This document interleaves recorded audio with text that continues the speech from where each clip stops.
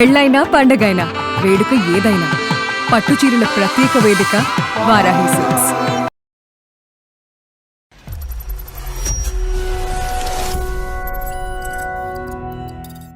ఎందుకు గొడవలు అవుతున్నాయో తెలియదండి. ప్రతి చిన్నదానికి అనుమానం. అసలుకి అనుమానం ఏంటమ్మా? ముందు ఒక షాపింగ్ మాల్ కి ఇద్దరం కలిసి వెళ్ళామండి. ఒక చీర ఏదో బాగుంది, బేరం గురించి మాట్లాడుతున్నారు. ఎవరా అబ్బాయి, ఎందుకు అలా మాట్లాడుతున్నావు, నీకు ఇంతకు ముందు పరిచయం ఉందా? ఎప్పుడైతే పాప పుట్టిందో అప్పటి నుంచే కొంచెం తాగుడికి బాగా అలవాటు అయ్యాడు. సంథింగ్ పాప అక్కడ లింక్. సెకండ్ టైం ప్రెగ్నెన్సీ వచ్చినప్పుడు ఒప్పుకోలేదు, అబార్షన్ కావాలని చేయించాడు. ఒక్కసారి నాకు సరైన కారణం కావాలి మేడం నా భర్త నుండి. ఈ అనుమానాలకు ఒక హద్దు ముద్దు లేకుండా పోతుంది. ప్రతిసారి పడి పడి పడి చేసిన విషయాలను నాకు తెలియదు అనుకుంటున్నావా? నేనేం చేశానండి? అసలు ఏంటి రాజు గారు, ఏం జరుగుతుంది మీ ఇంట్లో? పాప పుట్టక ముందు మిల్క్ మ్యాన్ తో మాట్లాడింది, పాప పుట్టక ముందు పోస్ట్ మ్యాన్ తో మాట్లాడింది, పాప పుట్టక ముందు కొరియర్ వాడితో మాట్లాడింది. మరి అప్పుడు మాట్లాడితే లేనటువంటి తప్పు పాప పుట్టిన తర్వాత ఎందుకు స్టార్ట్ అయింది? డిగ్రీలో ఒక బాయ్ ఫ్రెండ్ ఉన్నాడని, ఇప్పటికి కూడా కంటిన్యూ అవుతున్నాడని కొన్ని విషయాలు తెలిసాయి సార్ తన గురించి నెగటివ్ గా.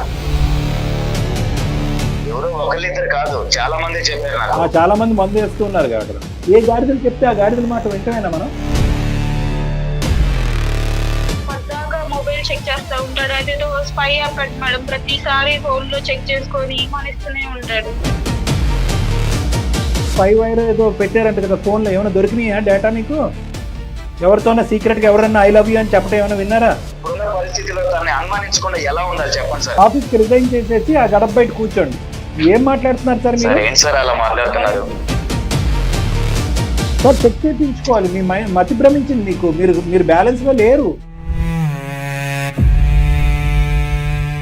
వెల్కమ్ టు అందమైన జీవితం. నమస్తే కళ్యాణ్ గారు. అలేఖ్య అని ఒక అమ్మాయి మనకి మెయిల్ చేశారండి. రిలేషన్ లో చిన్న చిన్న అనుమానాలు, పొరపాట్లు అవి ఎక్కడి దాకా వెళ్ళిపోతుందంటే రిలేషన్ కూడా కాదు, మ్యారీడ్ లైఫ్ లో జీవిత భాగస్వామిని అర్థం చేసుకోవటం, అర్థం చేసుకోలేకపోవటం, ఎటువైపు తప్పు జరిగిందో తెలుసుకోలేకపోవటం, వీటి వల్ల టోటల్ గా జీవితాన్ని అక్కడితో క్లోజ్ చేసేసుకున్నారు ఆ రిలేషన్ ని. కానీ ఇదివరకు రోజుల్లో చూడండి కళ్యాణ్ గారు, మనకి మేనత్తలు, పిన్నులు, ఎవరో ఒకళ్ళు ఫ్యామిలీలో పెద్దవాళ్ళకి షేర్ చేసుకునే వాళ్ళు. కనీసం నాకు ఈ సమస్య ఉంది, నేనేం చేయాలి, ఏంటంటే వాళ్ళు ఇదిగో దీన్ని నువ్వు ఇలా ట్రీట్ చేయి, ఇట్లా మాట్లాడు, అట్లా ఉండు అని చెప్పారు. పెద్దది కూడా కాదండి, ఎవరికి చెప్పుకోలేకపోతున్నారు, ఏం చేయాలో తెలియట్లా, ఇష్టం వచ్చిన నిర్ణయం తీసేసుకుంటున్నారు, తొందరపాటు నిర్ణయం. నాకైతే ఒక విషయం హ్యాపీగా అనిపించింది ఏంటంటే, అట్లీస్ట్ మన తలుపు తడుతున్నారు కొంతమంది అయినా. పూర్తిగా అని నేను చెప్పను, 0% అయినా మన దాకా వస్తున్నారు. హ్యాపీగా అనిపిస్తా ఉంది నాకైతే. రైట్, మరి అలైక్యతో మాట్లాడదామండి. కాల్ చేయమంటారు?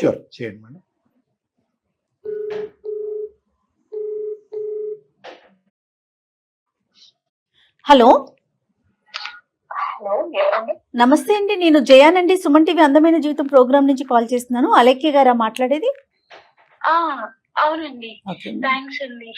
నాతో పాటు డాక్టర్ కళ్యాణ్ చక్రవర్తి గారు ఉన్నారు. ఒకసారి మీ ప్రాబ్లం ఏంటో మాట్లాడతారండి? సరే. నమస్తే అలేఖ్య. నమస్తే. చెప్పండి అమ్మా. సార్, నేను ఖమ్మం నుండి మాట్లాడుతున్నాను సార్. మా హస్బెండ్ పేరు వచ్చేసి రాజు. నాకు పెళ్ళై ఒక 4 years అవుతుంది సార్. అరేంజ్డ్ మ్యారేజ్ 4 years అవుతుంది. అవునండి. 2 years బానే ఉన్నాం సార్. అంతా మంచిగా అవుతుంది. అయితే మీరేం చేస్తుంటారండి అలెక్కి గారు? మీరేం చేస్తుంటారు? నేను హౌస్ వైఫ్ అండి. తను మీ వారు? మా వారు చిన్న ప్రైవేట్ ఎంప్లాయ్. ఓకే. జాయింట్ ఫ్యామిలీనా లేకుంటే మీరిద్దరే ఉంటున్నారా? లేదు, అంటే అత్త వాళ్ళతోనే ఉండేవాళ్ళం మొన్నటి దాకా. ఈ మధ్య పాప ఎప్పుడైతే పుట్టిందో అప్పటి నుండి కొంచెం వేరే కాపురం పెట్టాను. ఓకే. అప్పటిదాకా అంత మంచిగానే ఉందండి. కాకపోతే కొంచెం పాప పుట్టిన తర్వాత కొంచెం గొడవలు బాగా అయ్యి కొంచెం మా ఇద్దరి మధ్య బాగా దూరం జరిగింది. అంటే పాప వయసు ఎంత అప్పుడు? పాప పుట్టి ఎంత కాలం అయింది?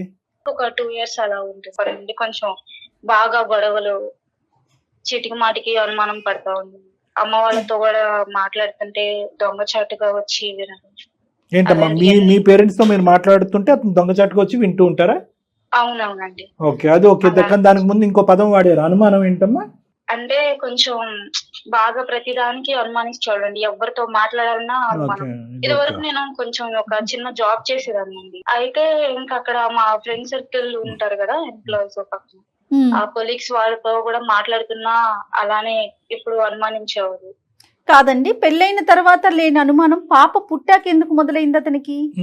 అదే నాకు అర్థం కాలేదండి. అంటే నా సైడ్ నుండి ఎప్పుడు ఎలాంటి మిస్టేక్ లేదు. నాకు నేనేం చేశానో నాకు అర్థం కాలేదు. ఎందుకు గొడవలు అవుతున్నాయో తెలియదండి. ప్రతి చిన్నదానికి అనుమానం. అసలుకి ఎవరైనా మగోళ్ళతో మాట్లాడేటప్పుడు బాగా కొంచెం అనుమానంగా చూస్తున్నారండి. అంటే అంతకు ముందు ఒక షాపింగ్ మాల్ కి ఇద్దరం కలిసి వెళ్ళామండి. అప్పుడు వేరే కాలేజ్ వచ్చిందని చెప్పి పక్కకి వెళ్ళారు ఆయన మాట్లాడుతూ ఉన్నప్పుడు. ఈ లోపు నేను ఆ చీర ఏదో బాగుంది దాని గురించి ఒకసారి బేరం గురించి మాట్లాడుతూ ఆయన మంచిగా దాని గురించి ఎక్స్ప్లెయిన్ చేస్తూ మాట్లాడుతున్నారు. అది మా ఊరొచ్చి చూశారు. చూసి ఏంటి అలా నవ్వుతూ మాట్లాడుతున్నావు అంటే, లేదు ఇలా చీర ఒకటి బాగుంది అని చెప్పేసి దాని గురించి మంచిగా మాట్లాడుతున్నారని మాట్లాడుతున్నాను అని చెప్పాను. అక్కడ దాకా బానే ఉన్నారు. ఇంటికి వచ్చిన తర్వాత నుండి మళ్ళీ దాని గురించి గొడవ. ఎవరా అబ్బాయి, ఎందుకు అలా మాట్లాడుతున్నావు, నీకు ఇంతకు ముందు పరిచయం ఉందా? చాలా కష్టం కదా. ఎక్కడైనా అంతకు ముందు కాలేజ్ లో కూడా ఏమన్నా పరిచయాలు ఉన్నాయా, ఇలానే ఇంతకు ముందు చేసావా, ఈ అబ్బాయితో మాట్లాడుతున్నావు ఆ అబ్బాయితో మాట్లాడుతున్నావు, ప్రతి ఒక్కరితో ఇదే గొడవ అండి. ప్రతిసారి ఇలానే బాధపెడుతూనే ఉంటారు. ఎవరితో సంబంధం లేదు మాకు. పద్దాకా మొబైల్ చెక్ చేస్తా ఉంటాడు. అదేదో స్పై యాప్ అంట మేడం. ప్రతిసారి ఫోన్ లో చెక్ చేసుకొని నువ్వు మాట్లాడో అంతకు ముందు ఏదో చేసావు అని చెప్పి ప్రతిసారి అనుమానిస్తూనే ఉంటాడు. అంటే ప్రత్యేకంగా పాప పుట్టిన తర్వాతే ఎందుకు, దానికి ముందు ఎందుకు లేదు అనేది నాది జయ మేడం యొక్క చిన్న డౌట్ అమ్మా. అది మీరు కూడా క్లారిఫికేషన్ ఇవ్వలేకపోతున్నారు. ఎప్పుడు నాకు కొట్టాడమ్మా? తెలియదండి. కొట్టడం అలాంటిది ఏం చేయలేదండి. కానీ ప్రతిసారి అనుమానిస్తా బాగా. అంటే అది ఒక మానసిక వ్యాధి మేడం. చెప్పుకోలేకపోతున్నాను. అంతే ఎలా పడితే అలా మాట్లాడతాడు మేడం. పుట్టింటోళ్ళతో కూడా మాట్లాడే స్వేచ్ఛ ఇంకా ఇవ్వలేకపోతున్నాడు. ఎవ్వరితో మాట్లాడకూడదు, తనతోనే ఉండాలి అంటే ఎంతవరకు మేడం అసలు అదంతా?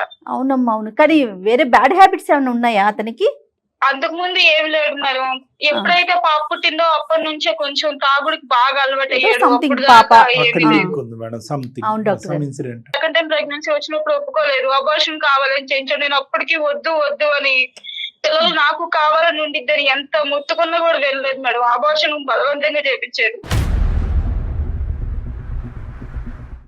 అదేంటమ్మా, నువ్వు ఎలా ఒప్పుకున్నావమ్మా? ఒప్పుకోలేదు మేడం. నేను అప్పటికే వాదిస్తూనే ఉన్నాను, నాకైతే ఇష్టం లేదని చెప్పేసి. చేసిన తర్వాత ఇంకా తప్పలేదు మేడం వెళ్ళక. మీ పేరెంట్స్ కి తెలుసమ్మా ఇలా అబార్షన్ చేయించుకున్నావు అని? తెలుసండి. నా ప్రమేయంతో ఏదో కడుపులో ఇంకా మంచిగా బాగోదు అని చెప్పి చేయించుకున్నట్టు మాత్రమే తెలుసు. తన కన్సర్న్ తోనే చేయించినట్టుగా నమ్మించాడు. కానీ ఈ స్థాయి ఇబ్బందులు మీ పేరెంట్స్ కి ఎప్పుడైనా చెప్పుకున్నావమ్మా ఇలా ఇబ్బంది పెడుతున్నాడని? లేదు. ఎలా చెప్పుకోవాలి సార్ అసలు?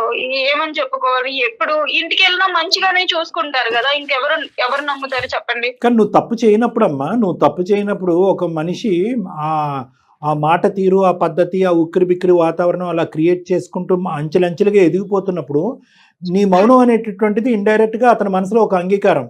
పైయాప్ పెట్టినా ప్రశ్నించలేదు, మొబైల్ చెక్ చేసినా కూడా నీ యొక్క రెబెలియన్ కానీ రిటాలియేషన్ కానీ చూపెట్టలేదు, గొడవ పడక్కర్లేదు. కానీ ఇది నా హక్కు, ఇది నా ఆలోచన, ఇది నా స్వేచ్ఛ.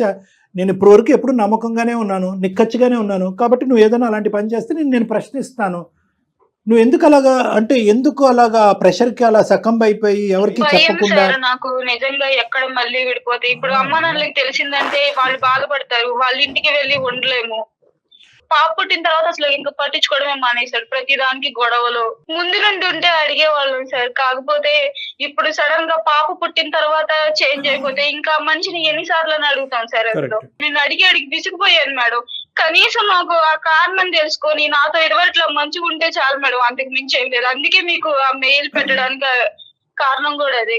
అమ్మ, నీలాంటి అమ్మాయిలకి ఒక చిన్న మాటగా చెప్తానమ్మా, అనుమానం అనేటటువంటిది ఈ రోజుల్లో చాలా కామన్ సబ్జెక్ట్ అయిపోయిందమ్మా.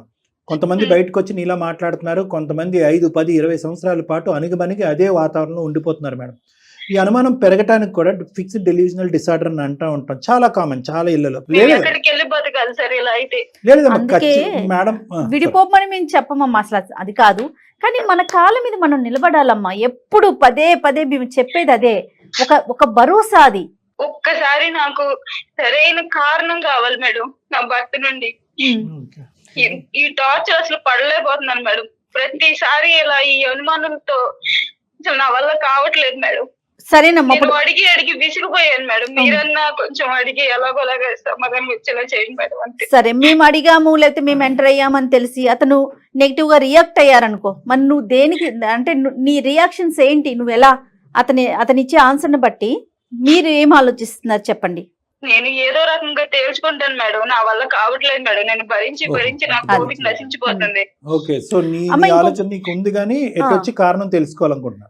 అమ్మ, పాపని ఎలా చూసుకుంటాడు? ఇందాక డాక్టర్ గారు నేను కూడా అదే అనుకున్నాము. పాపను అసలు పట్టించుకోడు మేడం. ఆహా, పాపకు అసలు ఏమి చేయడు. పాప ఉందో లేదో అనేది కూడా ఏం ఉండదు.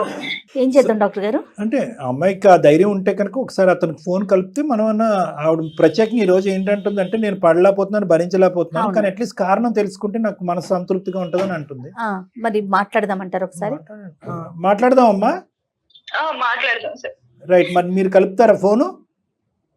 సరే సార్. అతని పేరు రాజ్ అన్నారు కదా? అవును సార్, అవును. ఓకే, ఓకే, ఒకసారి కనెక్ట్ చేయమ్మా. కనెక్ట్ చేసి మీరు రెగ్యులర్ గా మాట్లాడుకోండి ఒకసారి, తర్వాత చెప్పండి బ్యాక్ ఎండ్ లో మేము ఉన్నామని. Okay right. कॉल को होल्ड पे रखा है, कृपया लाइन पर बने रहें। హలో హలో,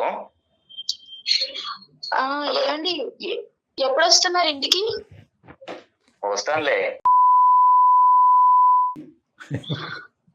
అలా కాదండి, అంటే మామూలుగా అడిగాను ఎప్పుడు వస్తారా ఏంటో అని చెప్పి. పాప పుట్టిన తర్వాత నుండి నాతో అసలు మంచిగా మాట్లాడట్లేదు.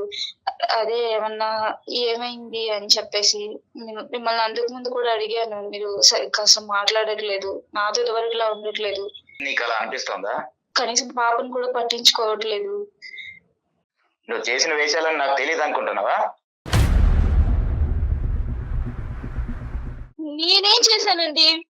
చెప్పు, విషయం ఏంటి చెప్పు. ఎందుకు కాల్ చేసావు? నా వల్ల కావట్లేదు అని చెప్పేసి నేను మెయిల్ పెట్టాను అందమైన జీవితం వాళ్ళకి. కనీసం సార్ పెట్టారా? ఎన్నాళ్ళ చేస్తారు ఇలాగా? మీ అనుమానాలకు ఒక హద్దుమొద్దు లేకుండా పోతుంది. ప్రతిసారి పడి పడి పడి ఏదో చేశాను ఏం చేశాను చెప్తానే కదా తెలుసుకునేది. అనుమానిస్తున్నాను. అంటే నిజం ఉందా అండి అందులో? రాజుగారు నమస్తే, నా పేరు డాక్టర్ కళ్యాణ్ చక్రవర్తి. సుమన్ టీవీ అందమైన జీవితం ప్రోగ్రామ్ నుంచి మాట్లాడుతున్నామండి. తప్పని పరిస్థితిలో లైన్ లో ఉన్నాము. Simple question, straight forward. 2 years క్రితం బాగా ఉన్న భర్త 2 years నుంచి ఎందుకు ఇలా మారిపోయాడు అనేటటువంటిది అర్థం కానటువంటి పరిస్థితి. ఆ అమ్మాయి ప్రత్యేకంగా కారణాల గురించి అంటుంది. నేను ఏం తప్పు చేశాను 2 years బ్యాక్, దానివల్ల నా భర్త ఇలా మారిపోయాడు, అడుగు తీసి అడుగేస్తే కనుక అనుమానం, నా పరిస్థితి అస్సలు బాగాలేదు అని అంటుంది. అసలు ఏంటి రాజుగారు, ఏం జరుగుతుంది మీ ఇంట్లో? ఈ విషయం ఇంత దాకా వచ్చిందంటే నేను నమ్మలేకపోతున్నాను.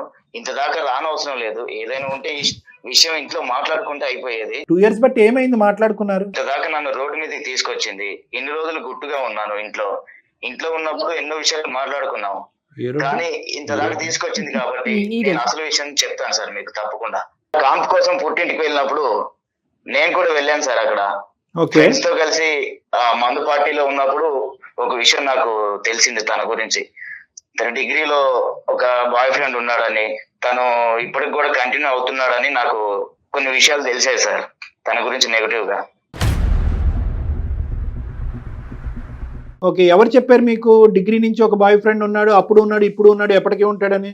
ఒక పర్సన్ చెప్పారు సార్, పేరు చెప్పాలో వద్దో తెలియదు కానీ అతను నాకు చెప్పాడు సార్. అతను ఒక్కడే చెప్పలేదు సార్, ఇంకా వేరే వాళ్ళు కూడా నాకు డౌట్ వచ్చి అది నిజమా కాదా అని పరీక్షిద్దామని ఇంకొంతమందిని అడిగాను.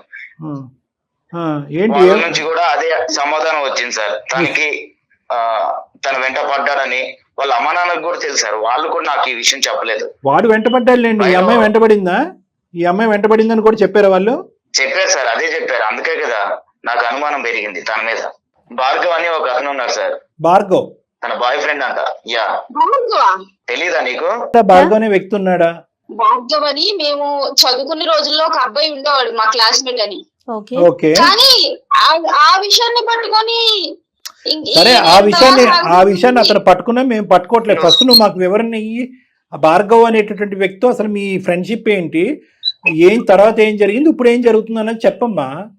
అతను క్లారిటీ ఇప్పుడు అట్లీస్ట్ ఇప్పటికైనా మనసిప్పి అడిగాడు కాబట్టి ఇప్పుడు కోపం తెచ్చుకోవటం ఇవన్నీ కాదు.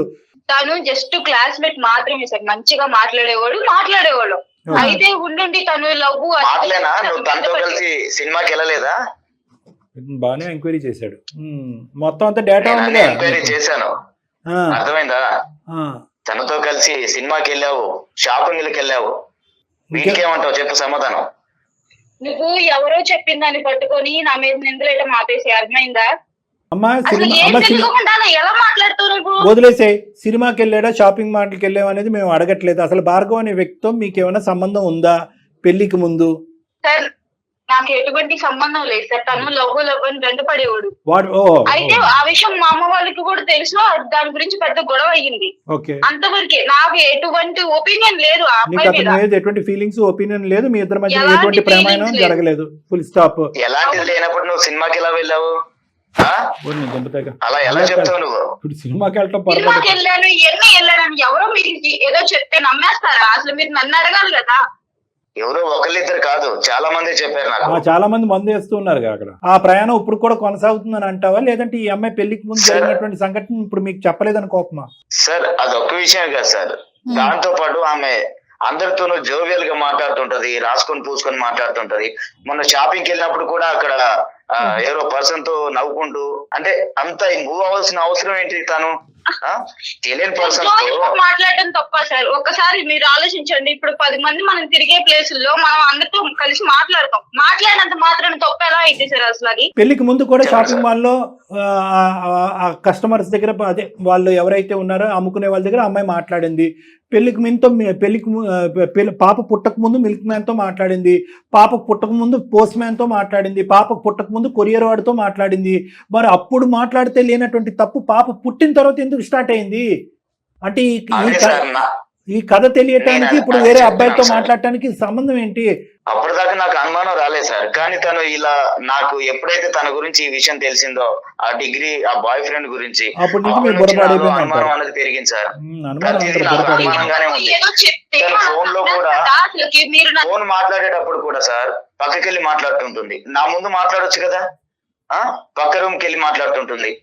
అందుకే మెసేజ్ నేను చాటింగ్ spy కూడా పెట్టింది. నేను వచ్చినప్పుడు పక్కన పెట్టేస్తుంది ఫోన్, అప్పుడు దాకా చాటింగ్ చేస్తూ ఉంటుంది. కాదు, ఏదో అసలు పెట్టారంట ఇవన్నీ కదా, స్పై వైర్ ఏదో పెట్టారంట కదా ఫోన్ లో. ఏమైనా దొరికినాయా డేటా మీకు? ఎవరితోనా సీక్రెట్ పెట్టారు ఎవరన్నా సార్. ఐ లవ్ యూ అని చెప్పడం ఏమైనా విన్నారా? లేదు సార్, వినలేదు. మరి ఎందుకు పెట్టారు ఆ బగ్గు? మీరు కానీ ఎందుకు అప్పుడు నమ్ముతారు అసలు అలాగా? కొండం తవ్వి ఎలకను కూడా పట్టలేదు మీరు. కాదండి, ఇప్పుడు లేదు సార్. ఎవరో చెప్పండి నలుగురు పనికిరాని వాళ్ళు మీ జీవితంలో నిప్పులు పోయటం గురించి మీరిద్దరు సుఖంగా హ్యాపీగా ఉన్నారు, సంతోషం భరించలేక 4 మాటలు అనుకున్నారు. సరే, ఆ అమ్మాయి చెప్పింది, భార్గవ్ ఎవడో నాకు తెలియదు అనే మాట అయితే ఆ అమ్మాయి అనలేదు. ఫ్రెండ్లీగా ఉండేవారు దాన్ని అడ్వాంటేజ్ తీసుకుని ఒక వ్యక్తి వెంటబడ్డాడు. సరే, సినిమాకి వెళ్ళిందో మాల్కి వెళ్ళిందో ఫ్రెండ్లీగా తనైతే ఆ ఉద్దేశంతోనే వెళ్ళింది. వాడు ఆ సిచ్యువేషన్ అడ్వాంటేజ్ తీసుకోవటానికి ట్రై చేశాడు. కావాల్సుకున్నటువంటి ప్రేమ వాడికి ఈరోజు దక్కలేదు. దక్కకపోవటం ఏంటంటే 4 నోట్ల 4 విధాలుగా ప్రచారం చేస్తుంటాడు. ఆ 4 గాడిదలు గేదెలు వీళ్ళు అనమాట. ఎవరైతే మీరు కూర్చుని మందు కొట్టారో వాళ్ళు. ఆ బ్యాచ్ అంతా కూడా ఇప్పుడు మీ బ్రెయిన్ లో విషం పెడితే కనుక 2 ఇయర్స్ పాటు వెనక ముందు చూసుకోకుండా, నిజ నిర్ధారణ లేకుండా, మీ వైఫ్ ని ప్రశ్నించకుండా 2 ఇయర్స్ పాటు అనుభవించుకున్నటువంటి ఒక భయంకరమైన నరకాన్ని ఆ అమ్మాయి చూపెట్టారు. చక్కగా పిల్ల పుట్టింది అనేటటువంటి ఆనందం సంతోషం లేకుండా ఒక భయంకరమైనటువంటి నరకాన్ని మీరు ఆ అమ్మాయికి చూపెట్టారు. అంతేనండి. ఏ గాడిదలు చెప్తే ఆ గాడిదల మాట వింటమేనా మనం? మరి అమ్మాయి ఇలా చేస్తే ఆ టైంలో నాకు అలా అనిపించింది సార్. కాదండి, మీకు అంత సంవత్సరాలకు ఈ ఉద్దేశాలు ఇవన్నీ పెట్టుకుని నాతో ఇలా ఉండేదానికన్నా మీరు అడుగుంటే నేను చెప్పేదాన్ని కదా. అమ్మ, ఇప్పుడు భార్గవతో ఎవరో ఏమైనా ఏదో చెప్తే మాట్లాడుతున్నావా? ఎలా నమ్మేస్తారు అసలు? అలాగే ఇప్పుడు భార్గవతో నీకు కాంటాక్ట్ ఉందా? ఈ మధ్యకాలంలో ఎప్పుడన్నా భార్గవతో మాట్లాడేవా? లేదు సార్, నేను ఎప్పుడు మాట్లాడలేదు. తను అలా వెంటబడినప్పుడు అప్పటి నుండి నేను ఇంట్లో చెప్పేశాను. అలా గొడవలు అయినా ఇంకా అంతవరకే. ఇప్పుడు ఏమండి? కాలేజ్ లో ఉన్నప్పుడు రాజుగారు చాలా సింపుల్ లాజిక్. రాజుగారు కానీ నాకు అనుమానంగా ఉంది సార్, తనతో ఇంకా కంటిన్యూ చేస్తుందేమో అనిపిస్తుంది. ఇంకా అనుమానిస్తా. ఇప్పటికే అదే మాట, ఇంకా అనుమానం కాదు, చాలా తప్పుడు మాటలు ఇవన్నీ కూడా. క్యారెక్టర్ని, ఒక ఆడపిల్ల యొక్క క్యారెక్టర్ని చాలా నమ్మకంగా, ఒక ఆడపిల్ల చాలా తన జీవితంలో అంటే చాలా ఎక్కువగా విలువ ఇచ్చేటటువంటి ఒక అంశం ఏదన్నా ఉంది అంటే కనుక తన క్యారెక్టర్ని, అటువంటి క్యారెక్టర్ని ఈరోజు మీరు కంప్లీట్గా అసాసినేట్ చేశారు. 2 ఇయర్స్ పాటు మీరు జర్నీ చేశారు పిల్ల పుట్టేంత వరకు. ఆ 2 ఇయర్స్లో మీ భార్య ఏంటి అనేటటువంటి అండర్స్టాండింగ్ మీకు లేదా అండి? మీరు మీ వైఫ్ని సేవ్ చేస్తారా, ఆమె జీవితాన్ని నాశనం చేస్తారా? మీరు నాశనం చేయాలని ఎందుకు అనుకుంటాం సార్? ఎగ్జాక్ట్లీ, నాశనం. ఆల్రెడీ 2 ఇయర్స్ పాటు అమ్మాయి నరకం అనిపించింది. మీరు అక్కడ తలాడించి ఉండు, నేను వస్తాను, ఉండు, ఆ భార్గవ్ ఎవడో తెలుసుకుంటాను అనేటటువంటి ఉద్దేశంతో ఇక్కడికి వచ్చారు మీ ఇంటికి. వాళ్ళు 4గురికి ఎటువంటి మెసేజ్ పంపించారు? అక్కడే మీరు చెప్పు తీసి, ఒరే ఏంట్రా మీరు వాగేది నా పెళ్ళం గురించి, ఎంత దమ్ము ధైర్యం ఉంటారో మీరు వాగుతున్నారు. నా పిల్లం ఏంటో నాకు తెలుసు, కబడ్దార్ అంటే కనుక వాళ్ళ నోర్లు అక్కడ మూసుకుపోయి ఉండేది. ఈ పాటికి ఆ 10 మంది వెళ్ళి ఇంకో 20 మందికి చెప్పుంటారు. సార్ అర్థమైంది సార్ నాకు, కానీ ఈ రోజులు ఎలా ఉన్నాయి సార్? ఎలా ఉన్నాయి ఈ రోజులు? ఇలాంటి సిచ్యువేషన్ లో సార్ అది కాదు సార్, ఇప్పుడున్న సోషల్ మీడియా, తన దగ్గర ఫోన్ ఉంది, ఎప్పుడు ఎవరితో మాట్లాడుతుందో తెలీదు. ఇప్పుడున్న పరిస్థితిలో తనని అనుమానించకుండా ఎలా ఉండాలి చెప్పండి సార్. ఆఫీస్ మీరు ఒక పని చేయండి, ఆఫీస్ కి రిజైన్ చేసేసి ఆ గడప బయట కూర్చోండి. ఏం మాట్లాడుతున్నారు సార్ మీరు? ఏంటి సార్ అలా మాట్లాడుతున్నారు? మరి మీరు అంతే కదా, మీకు అనుమానం కదా. ఆఫీస్కి వెళ్ళినా, దొడ్లోకి వెళ్ళినా, ఎక్కడికి వెళ్ళినా మా ఆవిడ ఏం చేస్తుందని మీకు భయం. ఇంకేంటి? ఏమండి చూడండి, లోకం ఎలా మారినా, సోషల్ మీడియా ఎంత అభివృద్ధి చెందినా, మన చేతుల్లో అనుక్షణం ఫోన్లు ఉన్నా కూడా ప్రతి వ్యక్తికి ఒక వ్యక్తిత్వం అనేది ఒకటి ఉంటుందండి. ప్రతి ఆడపిల్లకి ఒక ఇంగితం అనేటటువంటిది ఉంటుంది. పెళ్ళంటే ఒక గౌరవం అనేటటువంటిది ఉంటుంది. తల్లిదండ్రులు పెంచినటువంటి ఒక విధానం మీద ఒక నమ్మకం ఉంటుంది. ఇలాంటి అంశాలు ఏమి ఉండవండి. మీడియాలో ఆడేవాడు ఐ లవ్ యూ అంటే నేను ఐ లవ్ యూ అని చెప్పేసి కొట్టుకుపోవటమేనా? అన్నీ ఒకేలా ఉంటాయా? అన్ని బంధాలు, అన్ని సందర్భాలు ఒకేలా ఉంటాయా? అలా జనరలైజ్ చేస్తారా? మీకు తెలీదా మీ భార్య గురించి? మేము చెప్పాలా మీ భార్య గురించి? ఎవడో విషబీజం నాటినంత మాత్రాన ప్రపంచం అంతా ఇలాగే ఉంది కాబట్టి ఆ ప్రపంచం అనేటటువంటి కెరటంలో నా భార్య కూడా కొట్టుకుపోతుందని అనే ఉద్దేశమా మీది? ఏం మాట్లాడుతున్నారు సార్ బాబు? మీరు ఒకసారి చెక్ చేయించుకోవాలి. మీ మతి భ్రమించింది మీకు. మీరు బ్యాలెన్స్లో లేరు. మీరు బ్యాలెన్స్లో లేరు. నేను 110% చెప్తాను, మీరు బ్యాలెన్స్లో లేరు. మార్చుకుంటే బాగుంటుంది సార్. తను కనిపించిన వాళ్ళతో, ప్రతి ఒక్కరితో మాట్లాడుతుంటుంది. వద్దన్నా కూడా మీరు తప్ప మగవాళ్ళందరూ పురుగులే ఎదురుగా. ఎందుకు సార్ అంత మూవ్ ఆన్ అవ్వాల్సిన అవసరం ఏంటి?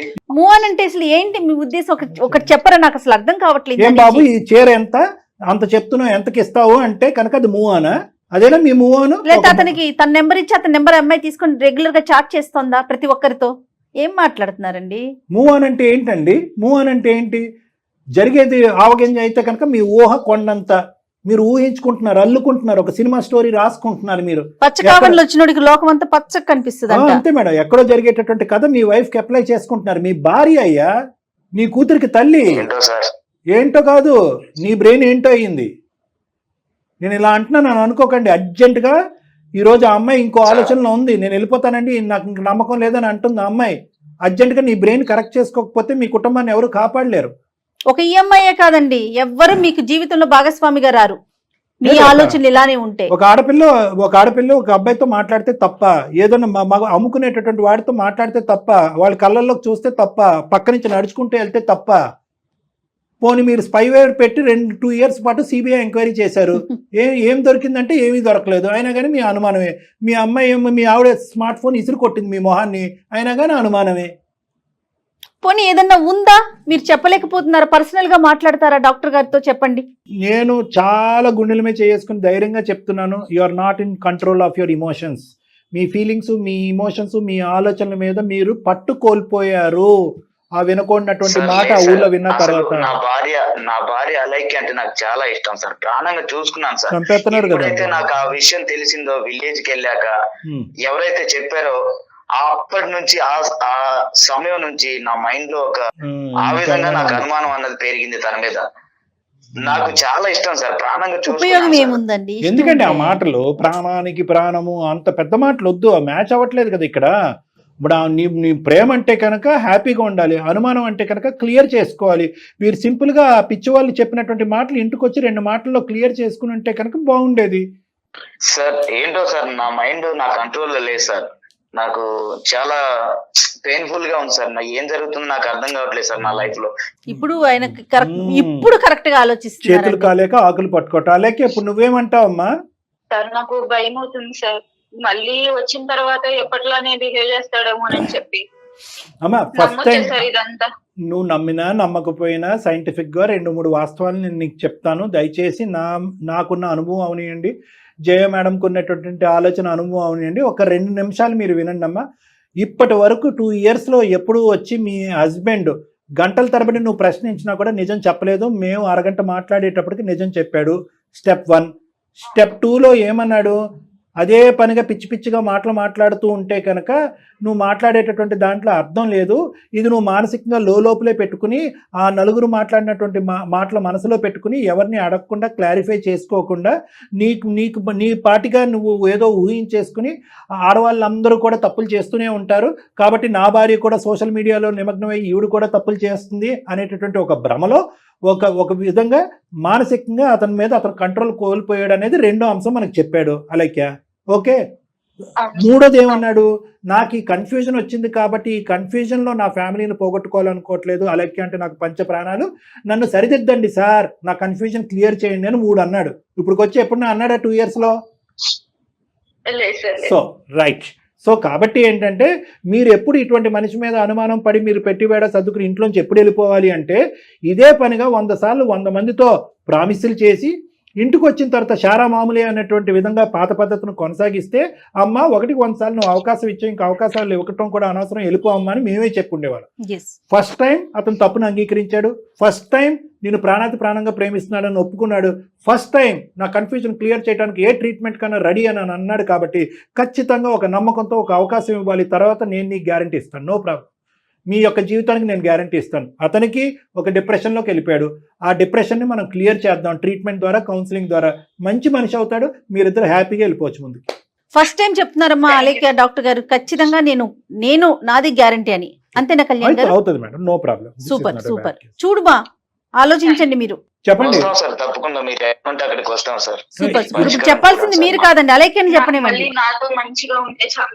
థ్యాంక్ యూ అలైక్య, మా మీద నమ్మకం. థ్యాంక్ యూ అమ్మా అలైక్య, ఖచ్చితంగా పరిష్కారం ఉన్న సమస్య, భయపడద్దు. ఓకేనా?